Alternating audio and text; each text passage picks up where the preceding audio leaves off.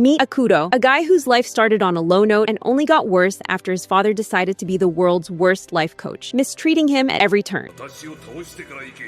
So, naturally, our hero did what any sensible person would do. He ran away and became a stowaway on a ship. This plan, however, was about as well thought out as his future, because after he fell overboard in a storm, he found himself washed up on an island filled with girls who were so thirsty they could have single-handedly ended a global drought. The first sign of trouble arrived in the form of a girl named Suzu, who, upon finding his half-drowned body, immediately panicked. Believing he was a fish or some other water-based catastrophe, she tried to do CPR, which, according to Akudo's internal monologue, fried his brain because it was the first time he had ever been kissed by a girl. His brain, which was already running on a Windows 95 processor, promptly crashed. After this bizarre resuscitation, Suzu dragged the half-drowned dude to her grandma, who immediately activated her inner nursing mode and began to tend to him. Meanwhile, a small army of curious women gathered like nosy neighbors at a car crash to check out this mysterious creature. Suzu, ever the anthropologist, poked at his chest and asked why it was as flat as her backside. Grandma, a woman with zero filter, just dropped the bombshell. He was a guy.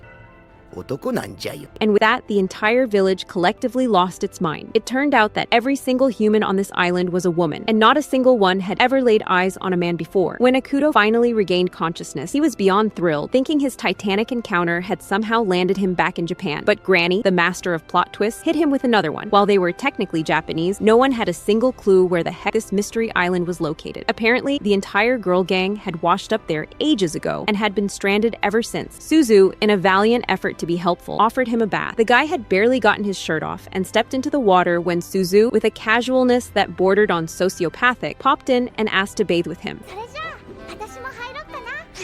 Things, as they do on this island, escalated further when another girl, An, waltzed in and joined the soap opera. The poor boy's brain, which was still trying to reboot, immediately overheated from all the plot, and he blacked out from too much excitement. Not long after, the island's entire population of love-starved women started chasing him, like he was the last slice of pizza at a party. The poor dude had to sprint like his future children's inheritance was riding on it. After running for his life, our boy, Akudo, finally found his voice and let out a blood-curdling scream, demanding to know why he was being hunted like a prize-winning pig at a county fair. Granny, ever the calm elder, explained that he was the first and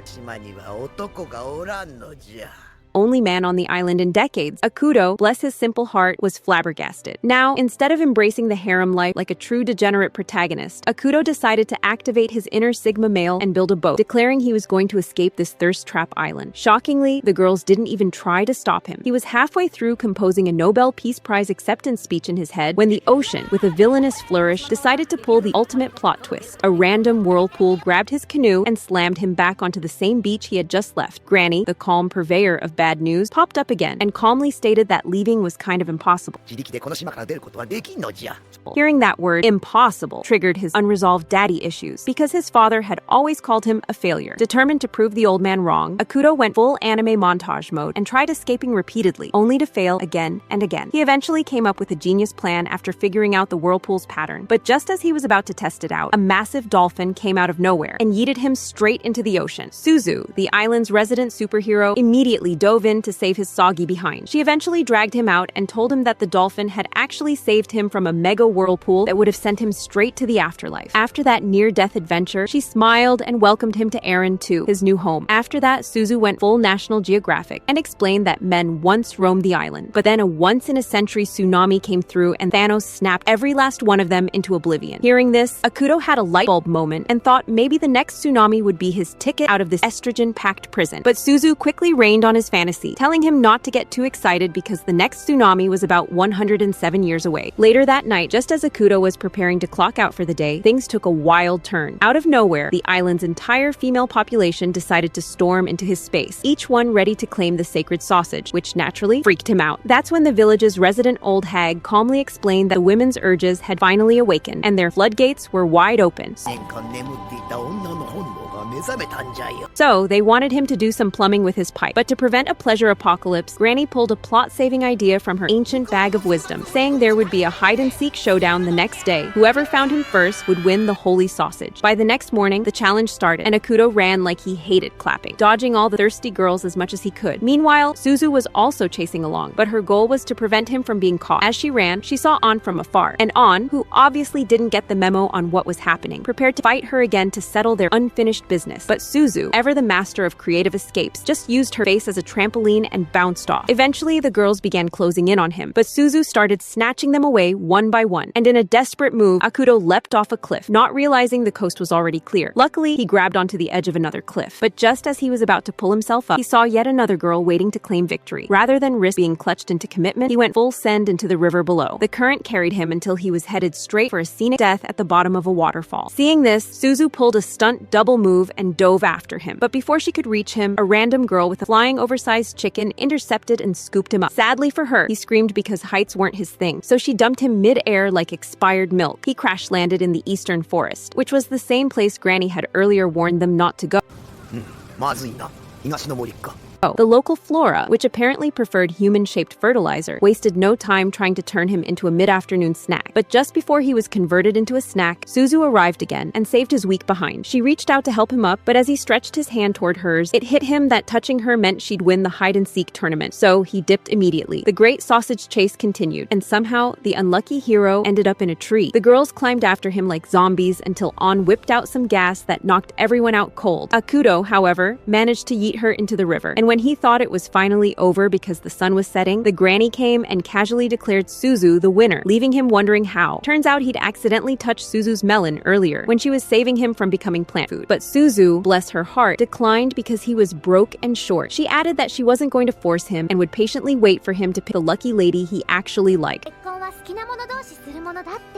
The next day, while Akudo rampaged through his school bag, Suzu found what she thought was a magical box, only to realize it was just an off-brand Android phone. She called it beautiful, leaving Akudo completely baffled. Bro finally understood he had landed on an island where the people still worshipped fire, and thought a power bank was a demonic relic. A few moments later, Suzu stood up to go fetch water, and Akudo, being the overconfident gentleman he was, offered to help, not knowing he was about to take the biggest L of his life. Dude could barely lift the buckets without shaking like a leaf, while Suzu lifted hers like she was born doing push-ups in the womb. Akudo tried to save face by grumbling about how heavy it was, but that little dignity left in him evaporated when another girl named Ren strolled past with a mega bucket, making him look even more pathetic. With his pride now 6 feet under, he tried to carry the water like a real man and sprinted away, only to collapse not far away. Later, they went to another farm spot that looked like it was growing oversized mushrooms. Suzu casually walked over and plucked one like it was a leaf, prompting Akudo to think this was his moment to finally flex. So, of course, he jumped on the biggest mushroom he could find and tried to yank it out, but he soon discovered it was a bad idea. The mushroom came to life and tried to eat him for dinner, but later spat his mango form out before wilting away. Akudo, now traumatized and mildly chewed, asked her how to avoid getting eaten alive again, and Suzu told him something vague that even she didn't fully understand. A few days later, the heavens decided to cry a river, and it rained so hard that everyone had to lock themselves indoors like prisoners on house arrest. Akudo casually told Suzu that in his world, they didn't cancel life just because water fell from the sky, but apparently, on this island, a few drops meant a mandatory Netflix and nap day. After a few hours of staring at the wall like a depressed idiot, Akudo started losing his mind. He let out a scream, ranting about how he'd be training with his grandpa if he were in his world and wasn't stuck on this godforsaken island. Later that night, Akudo had a life-changing idea, thinking that if he fixed the island's busted plumbing system, the girls would finally stop roasting him. So, at the crack of dawn, he dashed off to the hot spring, and the girls, probably worried he'd break something else, followed him. Together, they discovered that the spring was clogged. Like any logical solution, Akudo and Suzu jumped into the suspiciously deep spring well to clear it up manually. Just as they were getting their hands dirty, Mother Nature triggered another quake. The whole place collapsed, and they got swallowed deeper into the underground spring. While trying to find an exit, Akudo noticed some wind blowing from a crevice and figured that was their escape route, but it was way too high to climb. That's when his brain sparked again. He decided to punch the spring source, hoping the water pressure would eat them back to the surface. Oh, and just to add some spice, a creepy red-eyed water demon decided to make a guest appearance in the cave, but our lovebirds were too focused on surviving to notice. Eventually, all of Akudo's punches paid off. The water exploded like a geyser and launched them out of the hole like wet noodles, conveniently helping them escape the aquatic demon of doom. Some days later, Machi sat across from her sister at the table, happily munching away, only for Anne to drop a bombshell mid-bite, saying no Sigma male would ever wife her up because she couldn't even boil water without burning down the kitchen. That comment hit Machi hard, so she decided she'd prove everyone wrong and become the next master chef. She then headed to Chikage's mansion to beg her to train her, only to discover that Chikage was one one of those Gen Z babes who wouldn't even recognize a frying pan. After wasting Machi's time with random life advice, she eventually gave up and stormed off to find someone who actually touches fire. Ren welcomed her and put her to work. Except instead of cooking, Machi spent hours sanding wood and making fancy little boxes. She strutted home with her new handmade treasure, but when En saw it, she wondered what type of idiot she was, before reminding her that the goal was to cook, not launch a career in furniture design. A couple of weeks later, Suzu had the bright idea to throw a birthday party for her little pet, Tonkatsu. She tried molding tofu to look like the creature, and while at it, Akuto popped up looking confused as usual and asked what the heck she was doing. She proudly declared it was Tonkatsu's birthday, and she wanted it to be special. The moment she mentioned the birthday, Akuto's brain short-circuited, and his face dropped like he just remembered he used to be a fan of Diddy. Suzu, clearly blind to social cues, kept wondering why he suddenly looked like someone had just stepped on his soul. They both failed spectacularly at sculpting the tofu, and On soon appeared ready to reignite their weekly civil war. While the girls were busy roasting each other's existence, Akuto quietly ghosted out of the room. Suzu noticed the ghosting a little too late and stumbled upon a picture of him and some random chick from his world. Of course, On jumped to conclusions and claimed it had to be his lover. They later found Akuto just standing there by the seashore, gazing at the ocean like he was in a low-budget music video. So naturally, the girls assumed he was drowning in heartbreak. When they ran to the island's wise grandma for tea and gossip, the old woman explained that homesickness was probably eating the poor guy alive, not love. The following week, Akuto woke up in the middle of the night only to find Suzu sleeping in a water tank. She was having a pleasurable dream of bathing with Aikido. Seeing her, Akuto quickly tried to wake her, but she didn't wake up because she was deep in a dream where he was deep inside her. So, he pulled her out of the water, but immediately lost a pint of blood when he saw her full plot through her transparent shirt. By morning, the girl had cooked herself a fever, and the grandma diagnosed her, saying they needed ice to cool her down. Akuto, confused as ever, wondered where on earth he was supposed to find ice on an island with zero electricity and the nearest fridge in another dimension. But Granny hit him with a nature will provide speech, and he reluctantly hit the road. He hiked his way through the jungle and eventually stumbled upon Yukino and her menace of a mother. He explained the ice emergency, but the ogre of a mom had already gone and turned all the ice into ice cream along with the gluttonous bear, Kuma. After trash talking, her mom informed Akuto that there was somewhere else to fetch the ice from. They would have to climb to the top of Mount Fuji. The girls joined him on this frosty expedition, and after grabbing some snow chunks, the weather decided to level up like a final boss. The girls suggested they camp it out till the blizzard chilled, but Akuto refused to listen because he wanted to return to Suzu fast. He started pulling the cart alone, and when he began to get tired due to the storm and heaviness of the cart, he remembered the pain Suzu was going through and reasoned that he was still having it easy compared to her. So he bolted down the mountain with all his strength. A week later, the village started experiencing a weird wave of food disappearances. One fine morning, Akuto and the girls gathered for a meeting to discuss the ongoing food heist. But just as they were speculating who the mysterious thief could be, Machi appeared casually with suspicious crumbs decorating her lips. The squad instantly switched into detective mode, eyeballing her like they had just found the culprit. They began to stalk and catch her eating what didn't belong to her around the town and decided to confront her about it. She confessed that although she just did all this, she had no clue about the other village-wide raids. Not satisfied with her half-baked confession, the girls decided to form a knockoff DSS investigation unit with the mission to uncover the identity of the mysterious Midnight Glutton. Machi also joined them to vindicate herself by proving that she wasn't responsible. After asking nosy questions around, they cracked the thief's snacking pattern and guessed the next two places he might hit. So, they split up into many teams and headed to their assigned crime scenes. On their way, Suzu and Akuto stumbled upon a cucumber farm that had been absolutely violated. Later that night, they hid in the house, but something felt fishy as Akuto started overthinking, wondering why the burglar hit up the cucumber farm after raiding the shrine since the mystery glutton had only been hitting one place per day. Meanwhile, a few moments later, Anne and her team suddenly saw the thief trying to steal again. Ant, however, managed to catch him with a rope while he tried to escape, and just when they thought they had solved the case, the dude somehow got away though, leaving only his mask behind. Meanwhile, Akuto's team could not guard a place for their lives as they were all fast asleep. Akuto suddenly woke up and realized they had failed their side of the mission terribly. But as he started blaming himself, he noticed movement, and it turned out the bandit was already inside throwing a private feast. Before Akuto could even sneeze, the thief had disappeared. The next morning, Akuto and Suzu returned to their house only to find that it had been raided too while they were away. However, Akuto noticed someone was inside and immediately went in to check, only to find a strange girl bathing in their bathroom. Seeing she had no clothes on, Bro's brain immediately overloaded. She later introduced herself as Mei Mei and claimed she was part of a traveling circus before getting washed up on the island by some thunderstorm. Just like Aikido, she confessed to stealing food, but only because she was shy and didn't know how to ask for help. Akuto and Suzu, trying to hold back their inner judgment, told her that eating a whole cucumber farm was going too far and was worthy of juvenile time, but plot twist, she denied it. She said the cucumber carnage was probably the work of her friend who also got washed ashore along with her. A couple of weeks rolled by, and one night, Chikich stumbled across a suspiciously dusty book tucked away in the dark corners of her library. Instead of minding her business like a normal person, she decided to read from it. And a wild spell later, lightning rained down on every house on the island. The next morning, Suzu and Akuto woke up feeling weird. They looked in the mirror and realized they now had tails and furry ears. Stepping outside to get answers, they were met with even more disturbing sights as the whole village had turned into some twisted human-animal cosplay convention, and everyone was walking around like this was just another Tuesday. They soon met Chikage and were surprised that she was oddly perfectly normal. She casually told them she was behind the chaos, but they thought she was talking out of her behind until she waved her hands around and did some rip-off Hogwarts stuff. Akuto's brain short-circuited because all this mess clashed with his loyal love for science. Just when An showed up, ready to drop Chikage into next week, the witch hopped on a broomstick and flew off, shocking Akuto, who began to rethink his entire life choices because this had defied all the laws of science he knew. After regaining some brain cells, the group stormed the library to find something useful for once. They fished out a sketchy book labeled Seal, and to nobody's shock anymore, it opened on its own and spat out a genie. The sparkly dude granted them 7 wishes like it was Black Friday, and the girls immediately wasted 4 of them on nonsense. Meanwhile, Akuto just watched in confusion, not believing his eyes. With only 3 wishes left, they finally had a eureka moment and reasoned they needed to catch Chikage. So they made the wish, and an umbrella fell from the sky while Chikage just waltzed over to get trapped like a fly in a soda bottle. They tied her up and gave her the roast of her life, but they forgot that genies don't come with loyalty. The moment the genie informed them they had 2 wishes left, Chikage took the opportunity and made her own wish, asking it to release her, shocking everyone. Now, down to just 1 wish, everyone turned into wild monkeys trying to snatch the final say. Akuto just stood there wondering if he should finally test the waters or keep being Mr. Science is real. But before he could blink, Machi strolled in and asked the genie for a cup of tea. The genie granted it instantly, and just like that, the genie vanished. A few days later, Suzu's master popped up uninvited, and she was visibly shocked that he came. The old dude said he came bearing an urgent message for the Lord of the West, only to realize he was nowhere to be found. Akuto asked what the drama was about, and the master dropped the bomb that some random dude was going around folding regional lords like laundry. He had already packed up the lords of the East and North, and now, rumor had it, he was chilling somewhere in the West. Also, the Lord of the East was on his way to get revenge on the mysterious dude who benched him from his throne, since it was widely known that anyone who defeated the lord of a region became the new lord of that region. Suzu's master then gave them the full description of this mystery man, and Akuto's face changed like someone who just realized their crush was into women. The person he described sounded exactly like Kappa. About a week later, the lively village buzzed with activity as Suzu went around handing out vegetables. However, she got everything wrong because she had a peanut brain like you. Akuto stepped in gently, helping her correct her mistakes to make sure everything was distributed fairly. The next day, Suzu grew curious when she noticed Akuto heading off somewhere early in the morning. At the local school, Chikage, Shinibu, and Mashai were seen teaching different subjects, and to Suzu's surprise, Akuto turned out to be the math teacher. What he didn't realize was that many of the girls attending his class were there just to impress him. Later that evening, Suzu openly admitted to Aikido that she disliked both school and math. The following day, while walking through the village, Suzu and Lo ran into a group of island girls who were secretly trying to get Suzu to go to school. Sensing their scheme, Suzu attempted to slip away, but she was caught off guard when she was suddenly sent sliding into a classroom. Irritated but trapped, she tried to escape, only to be gently stopped by her friends. They pleaded with her to give school a try. Touched by their effort and sincerity, Suzu reluctantly agreed, realizing that they believed in her and wanted the best for her. Back at school, she was warmly welcomed and soon discovered that Lo was the one teaching her math. With that, her attitude began to shift, and she found herself inspired to start learning. The next day, Akuto found himself buried in exhausting physical labor, while Suzu wandered the shoreline in search of seaweed. During her search, she stumbled upon a bottle washed ashore, containing a letter from Aikido's sister, Mizaki. Alarmed and hopeful, Suzu rushed back to deliver the message. Fueled by determination, Akuto tried once again to confront the whirlpools that had trapped him on the island, but the ocean's fury turned him back. Refusing to give up, he came up with a daring idea to fly over the water using a massive kite. With Suzu's encouragement helping him push past his fear of heights, Akuto took off, soaring through the sky while a crowd watched in awe. His flight, however, was cut short by a sudden tornado that hurled him off course. Not one to surrender easily, Akuto and the others began work on a new strategy, a giant slingshot. But even this wild plan failed to get him across the whirlpools. Taka eventually showed up and crushed any remaining hope by revealing that even birds couldn't cross the violent currents. Meanwhile, Machi proposed a dangerous alternative, a spiritual ritual that would separate Mizaki's soul and bring her back, but only if Akuto agreed to marry her. Just as the ritual was about to begin, An barged in and disrupted everything. Finally, the whole crew arrives at Dragon Island, holding a mysterious key. As they descend the ancient stone steps, a sudden, ear-splitting scream shatters the eerie calm. They initially think it's the sea dragon god's voice, until they spot a who had stowed away on the journey and hilariously managed to wedge her head into the ceiling. Meanwhile, Akuto and Suzu make it to the bottom of the temple, where they discover a vast mystical lake said said to be the home of the sea dragon god. Unbeknownst to them, An had stealthily slipped into the lake, hoping to secretly make a wish. Unfortunately, her actions accidentally triggered complete chaos. Inside the underwater cavern, she mistook the god's whisker for a rope and yanked on it, unknowingly, causing it to snap and the surrounding structure to begin collapsing. As the temple began to crumble and An resurfaced, the others realized her accidental blunder. Amid a raging storm, the island girls erupted in celebration, interpreting the chaos as a divine sign that Akuto's departure had been derailed, meaning he might stay and potentially choose one of them.